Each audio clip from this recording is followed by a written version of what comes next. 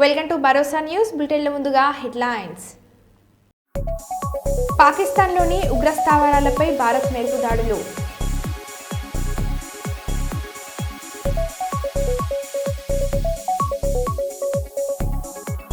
పహల్గాంలో జరిగిన దాడికి నిరసనగా పెద్దపల్లి జిల్లా కేంద్రంలో మాజీ శాసనసభ్యులు గుచ్చుల రామకృష్ణారెడ్డి నిరసన తెలిపారు. తిరుమలలో టీటీడీ ఈవో శ్యామలరావు తనిఖీలు. దేశానికి వ్యతిరేకంగా సోషల్ మీడియాలో ఎవరు పోస్టులు పెట్టవద్దు, ఏపీ డిప్యూటీ సీఎం పవన్.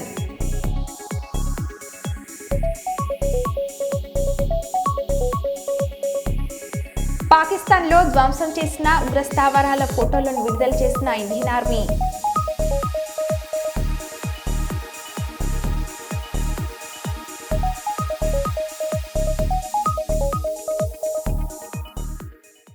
ఇక వివరాల్లోకి వెళ్తే, కుక్కలు అరిచినట్లు సోషల్ మీడియాలో ఎవరు అరవద్దు, దేశానికి వ్యతిరేకంగా సోషల్ మీడియాలో ఎవరు పోస్టులు పెట్టొద్దు, ముఖ్యంగా సెలబ్రిటీలు, ఇన్ఫ్లుయెన్సర్లు సోషల్ మీడియాలో ఏది పడితే అది పెట్టొద్దు, ఎవరైనా దేశానికి వ్యతిరేకంగా పోస్టులు పెడితే చర్యలు తప్పవని ఆంధ్రప్రదేశ్ డిప్యూటీ సీఎం పవన్ కళ్యాణ్ అన్నారు. Anti-national rhetoric happens on social media. Make sure you give a counter attack. Make sure they'll be brought to justice. Make sure you'll be conveyed to the relevant cybercrime departments, and also please make sure we'll file cases on them, and also have conveyed to our DGP also today morning, anybody from the state of Andhra Pradesh, anyone who goes anti-national and who goes against this war will be booked under very severe cases, and they have to be reminded they belong. Any kind of attack on a nation from outside or within nation will be taken quite seriously. They have to take this into consideration, and they have to, especially celebrities, especially who think they're social media influencers, don't comment about army. You don't know the ABC of the how to safeguard the borders of this nation. You never know. So as the dogs are barking right now, simply don't bark on social media anything about entire nation. Please don't bark on social media without having any understanding about national security. So this is what I appeal to all the social media influencers. Stern action will be taken in against you. Please, this is what our request to you all. And also operation సింధూర్పై ప్రత్యేక briefing colonel Sophia Qureshi మాట్లాడుతూ, భారత సాయుధ దళాలు 2025 మే 6-7 రాత్రి తెల్లవారుజామున 1:05 నుండి 1:30 మధ్యలో ఆపరేషన్ సింధూర్ నిర్వహించారు. పాకిస్తాన్ ఆక్రమిత కాశ్మీర్లో 9 ఉగ్రవాద శిబిరాలను ధ్వంసం చేశాయని అన్నారు.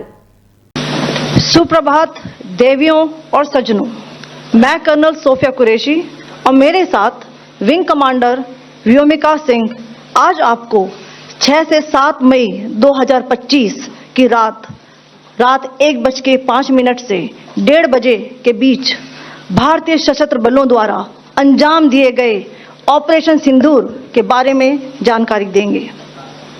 ऑपरेशन सिंदूर 22 अप्रैल को पहलगाम में हुए विभत्स आतंकवादी हमले के शिकार मासूम नागरिकों व उनके परिवारों को न्याय देने के लिए लॉन्च किया गया था. इस कार्रवाई में 9 टेररिस्ट कैंप्स को टारगेट किया गया और पूरी तरह से इसे बर्बाद किया गया. पाकिस्तान में पिछले 3 दशकों से टेरर इंफ्रास्ट्रक्चर का निर्माण हो रहा है. इसमें recruitment, indoctrination centres, training areas व लॉन्च पैड शामिल थे, जो पाकिस्तान और पाक अधिकृत जम्मू कश्मीर POJK दोनों में फैले हैं. Operation Sindoor was launched by Indian Armed Forces to deliver justice to the victims of Pahalgam terror attack and their families. 9 terrorist camps were targeted and successfully destroyed. Over the last 3 decades, Pakistan has systematically built terror infrastructure. It is a complex web of recruitment and indoctrination centers, training areas for initial and refresher courses, and launch pads for handlers. These camps are located both in Pakistan as well as Pakistan occupied Jammu and Kashmir areas. Some of the well-known training camps are located, as you can see on the screen. They are distributed from Savai Nala in the north, counting to approximately 21, ending at Bhagalpur to the south. इन लक्ष्यों का चयन विश्वसनीय intelligence सूचनाओं के आधार पर हुआ ताकि आतंक गतिविधियों की रीढ़ तोड़ी जा सके और यह खास ध्यान दिया गया कि निर्दोष नागरिकों और सिविलियन इंस्टॉलेशन को नुकसान न पहुंचे। The selection of these targets for Operation Sindoor was based on credible intelligence inputs and role of these facilities in perpetrating the terror activities. The locations were so selected to avoid damage to civilian infrastructures and loss of any civilian lives. This was done with due diligence, and the camps selected for targeting and their engagement will now be shown to you one by one.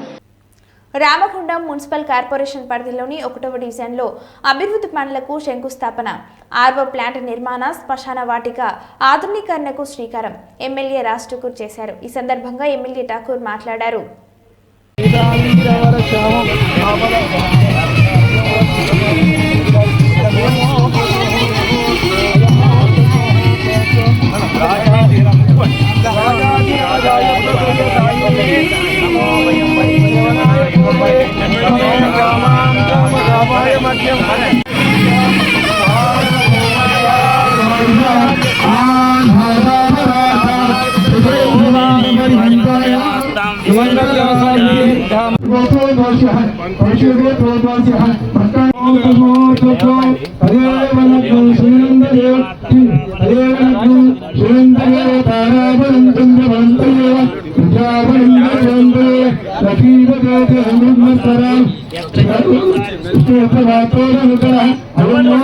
ఈరోజు వరకు కూడా మా కుటుంబ సభ్యులే పెద్దనాన్న సత్యనారాయణ పంతులు గారు, వెనుక మా నాన్నగారు, ఇంకో దిక్కు లక్ష్మయ్య గౌడ్ గారు ఈ ప్రాంతంలో అందరికీ సుపరిచితులుగా ఈ పెద్దపల్లి జిల్లాలో ఒక మాట చెప్పాలంటే కరీంనగర్ ఉమ్మడి జిల్లాలో ఆ రోజు పివి నరసింహరావు గారిని ప్రధానమంత్రి చేసినటువంటి చరిత్ర మంత్రి ప్రాంతాల్లో మొదలుపెట్టి ఎవరికి వచ్చినా సహాయ సహకారాలు చేస్తూ ప్రతి పేదవాడిని ఆడుకుంటూ ఆ రోజు నక్సలైట్లు ఉన్నటువంటి సమయంలో అనేక ఇబ్బందులు పడుతున్నటువంటి సమయంలో కూడా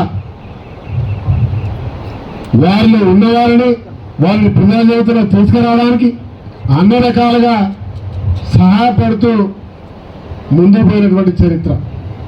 మరి నాకంటూ నేను చిన్ననాడు విద్యార్థిగా ఉన్ననాడు రామగుండంలో మాట్లాడే సంవత్సరం ముందుగా చెప్తా ఉన్నా, మా ఊరన్న దామన్న ఇద్దరు రామగుండంలో విద్యార్థి దశలోనే వారు వ్యాపారం మొదలుపెట్టి హైదరాబాద్ నుంచి ప్రవేశిస్తూ ఉంటే వారు వచ్చే వరకు నేను మా ఇంటికాడ వెయిట్ చేసేవాడిని.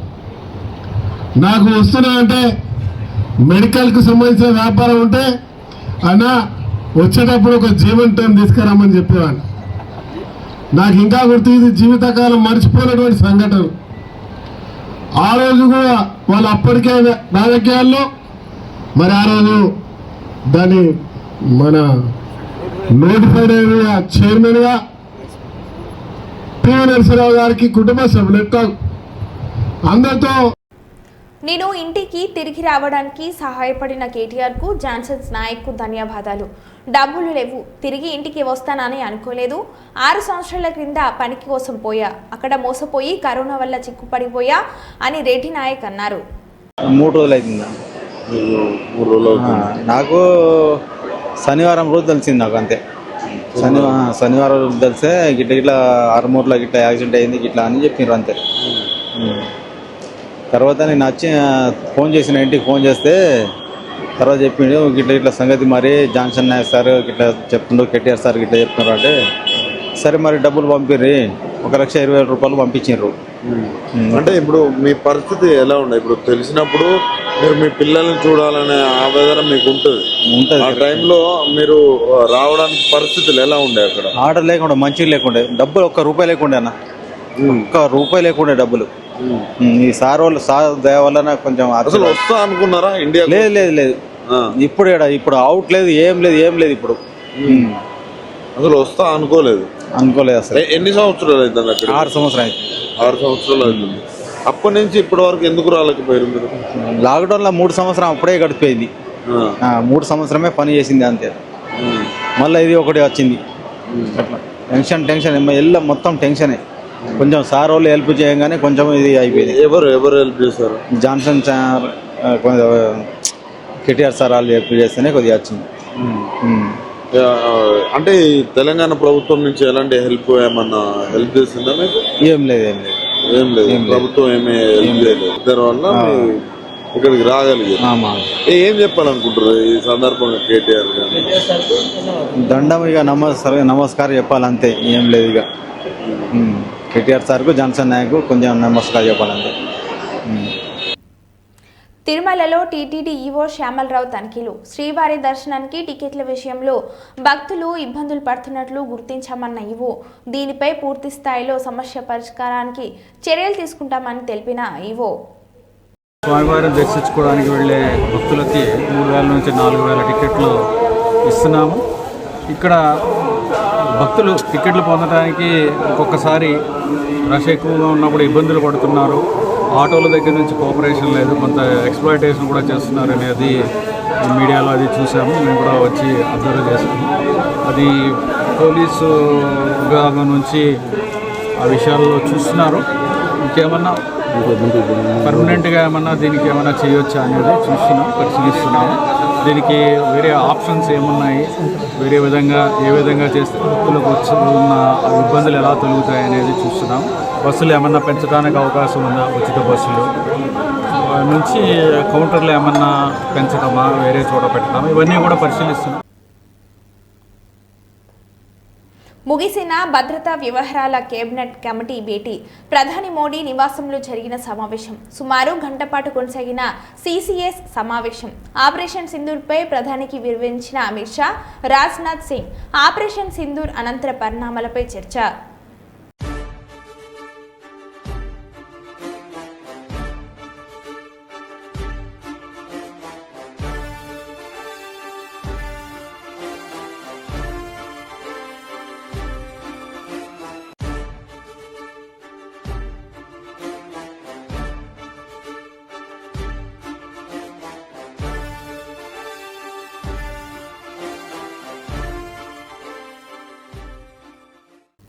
భారత సైన్యం చేపట్టిన ఆపరేషన్ సింధూర్ను స్వాగతిస్తున్నాను.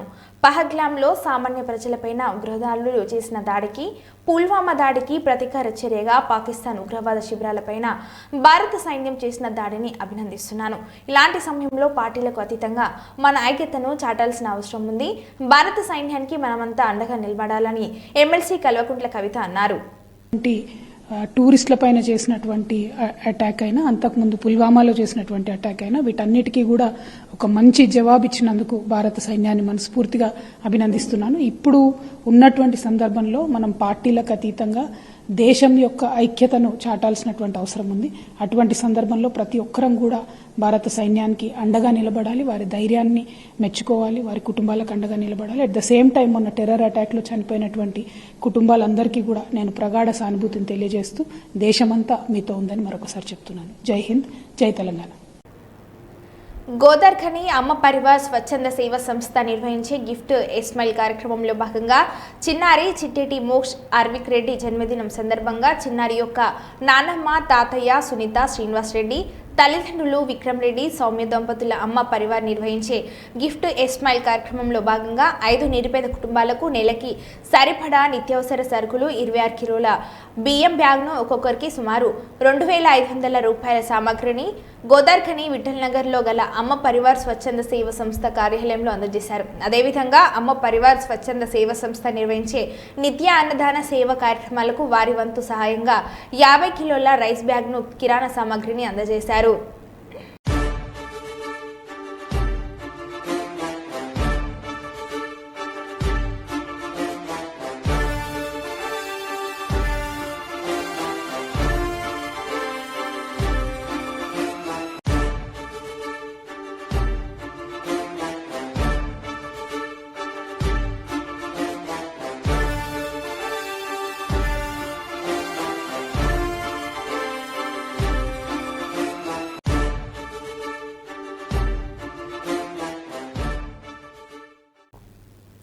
భారత్ చేపట్టిన ఆపరేషన్ సింధూర్పై స్పందించిన ట్రంప్ ఉద్రిక్తతలు ఇరు దేశాలు తగ్గించుకోవాలి. ఇరు దేశాల మధ్య పరిస్థితులు చాలా దారుణంగా ఉన్నాయి.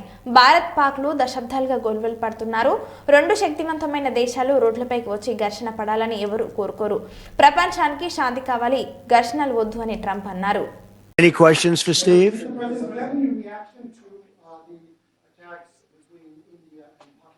No, it's a shame. We just heard about it just as we were walking in the doors of the Oval. Just heard about it. I guess people knew something was going to happen based on a little bit of the past. They've been fighting for a long time. You know, they've been fighting for many, many decades and centuries, actually, if you really think about it. No, I just hope it ends very quickly. Any questions for Steve?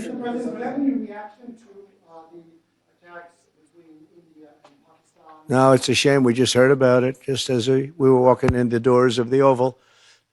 Just heard about it. I guess people knew something was going to happen based on a little bit of the past. They've been fighting for a long time. You know, they've been fighting for many, many decades and centuries, actually, if you really think about it. No, I just hope it ends very quickly. సింగరేణిలో ప్రధానమైన సమస్య మారుపేర్లు మరియు vigilance pending కేసుల సమస్య. అనేక సంవత్సరాల నుండి మారుపేర్లు పరిష్కారం కొరకే ప్రభుత్వానికి మరియు సింగరేణి యాజమాన్యానికి పలుమార్లు వినతి పత్రాలు ఇచ్చినా చేతులు దులుపుకుంటూ ఇప్పుడు అప్పుడు అని కాలయాపన మాత్రమే చేస్తున్నారు. ఈ కాలపరిమితి వలన ఇప్పటికే 2 ప్రాణాలు పోయాయి. ఇంకెన్ని హత్యలు చేద్దామని సిద్ధమవుతున్నారు సింగరేణి యాజమాన్యం. కావున లక్క శ్రావణ్ గౌడ్ మరియు వంగ సంతోష్ మాట్లాడారు. ఇబ్బంది పడుతున్నామని చెప్పేసి ప్రతి సంఘాలకు ఇంతకు ముందున్న ప్రభుత్వం దగ్గర నుంచి ఈ రోజు ప్రభుత్వం వరకైనా కానీ ప్రతి ఒక్క ఎమ్మెల్యే ఎంపీ ప్రతి ఒక్క నాయకులను మేము కలిసి మా ఒక మెమరాండంలు ఇస్తే ఇప్పుడు అప్పుడు అని చెప్పేసి కాలపరిమితిని మాత్రమే చేసుకుంటూ వస్తూ మమ్మల్ని ఇప్పటికే 2 ప్రాణాలు సైతం తీసుకున్నటువంటి సమస్య మారుపేర్ల సమస్య. దయచేసి సార్ దీన్ని ఎందుకు రాజకీయంగా మీరు చేస్తున్నారు? ప్రతి ఒక్కరు కూడా నేను చేస్తే నాకు పేరు వస్తుంది, మీరు చేస్తే నాకు పేరు వస్తుంది అని చెప్పేసి ఇలా మీరు వాగ్వాదాలను పెట్టుకుంటున్నారు. కానీ అది కాకుండా సింగరేణి మారుపేర్ల సమస్య అనేది చెప్పేసి ఇవాళ ఏదైతే ఉందో ప్రధానంగా దాన్ని ఎవరో ఒక్కరు ముందుకు అందరు కలిసికట్టుగా వెళ్ళి మా సమస్యను పరిష్కరిస్తే ఇవాళ ఎవరు చేస్తున్నారు ఏందనేది మేము గుర్తుపడతాం కదా.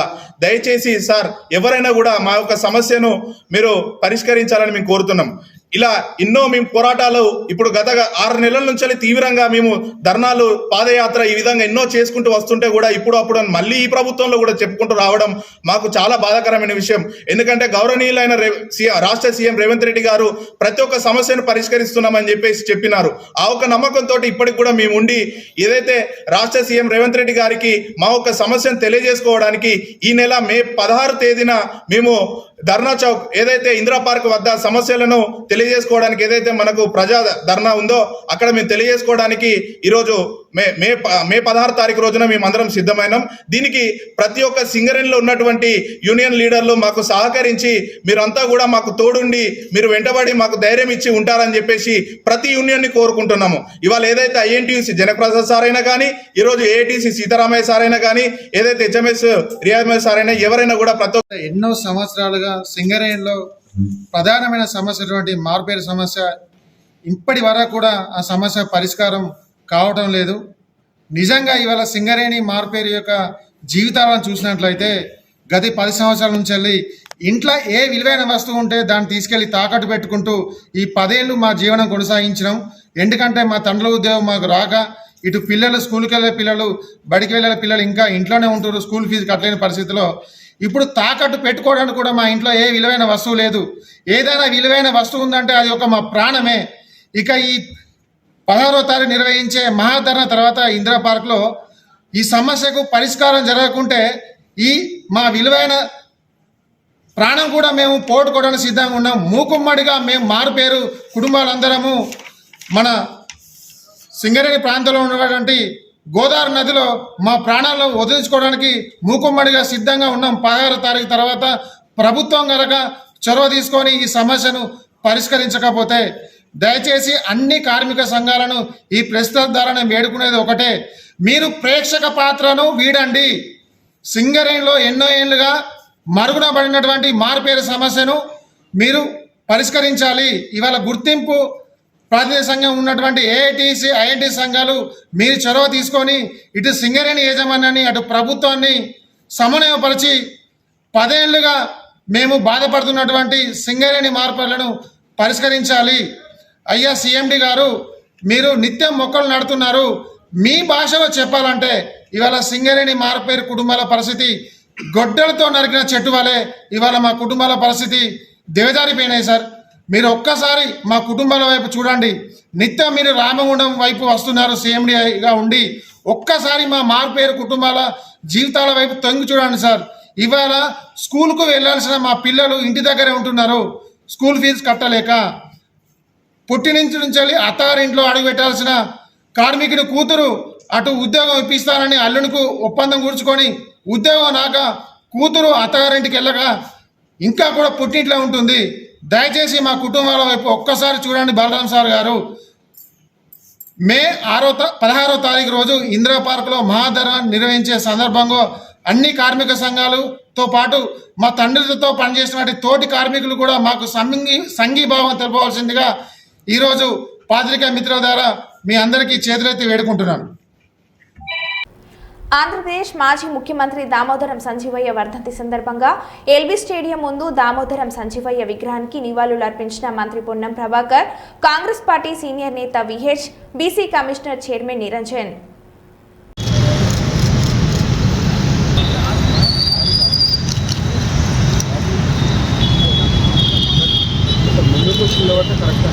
जोहार दामोदर संजीवయ్య, जोहार जोहार जोहार दामोदर संजीवయ్య, जोहार जोहार जोहार दामोदर संजीवయ్య, जोहार जोहार.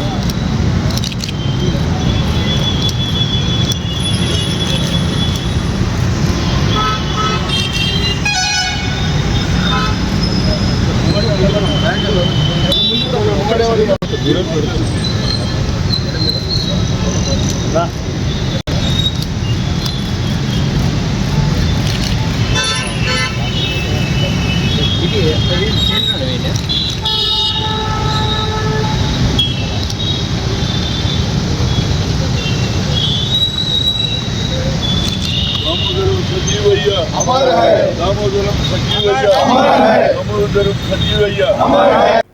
జమ్మూ కాశ్మీర్లోని పూంచ్ జిల్లాలో ఘోర రోడ్డు ప్రమాదం జరిగింది. ఓ ప్రైవేట్ బస్సు మంగళవారం గన్మందర్ నుండి వెళ్తుండగా అదుపు తప్పి లోయలోకి దూసుకెళ్లింది. ఈ సంఘటనలో 2 ప్రయాణికులు అక్కడికక్కడే మృతి చెందగా దాదాపు 44 మంది తీవ్రంగా గాయపడ్డారు. సమాచారం అందుకున్న పోలీసులు సంఘటన స్థలానికి చేరుకొని మృతదేహాలను స్వాధీనం చేసుకుని క్షతగాత్రులను ఆసుపత్రికి తరలించారు. అనంతరం కేసు నమోదు చేసి దర్యాప్తు చేస్తున్నారు.